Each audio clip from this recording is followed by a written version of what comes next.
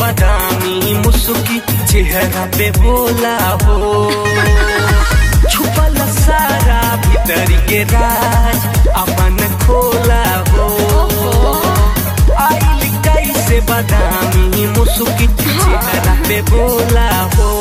सुना ना मनावा के सरधा मोर पुराए वाला बा, मनावा के सरधा मोर पुराए वाला बा। जतिलावा में रहन के बता पछत पाए वाला बा।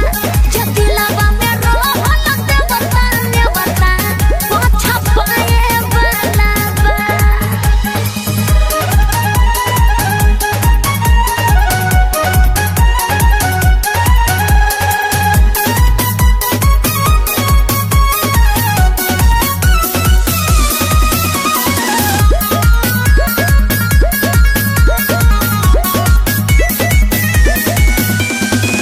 मम्मी पापा के फोटो देखा के बोलनी है पसंद बा। साची साची बोला तू हमसे, दिल में बतिया जवान बा। अरे बड़ी खुश बनी। मम्मी पापा के फोटो देखा के बोलनी है पसंद बा। साची साची बोला तू हमसे, नैन बतिया जवान बा। सुनो ना ऊन कैसे मनिया मोर भराए वाला बा।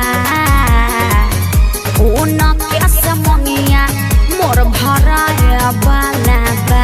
जतिलावा में रहन के बता पछत पाए वाला बा।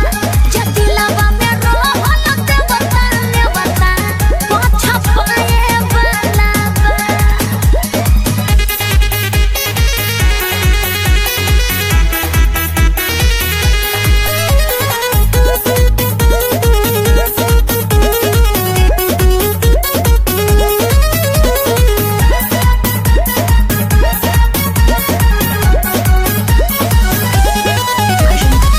लव से रहल वही से भइल बियाहवा से रहो।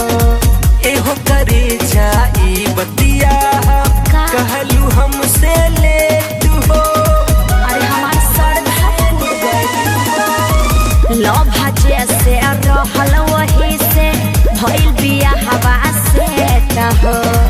एहो करे जाई बतिया कहलू हमसे ले तू हो।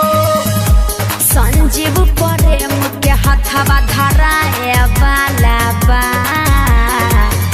संजीव प्रेम के हथवा धराए वाला बा। जतिलावा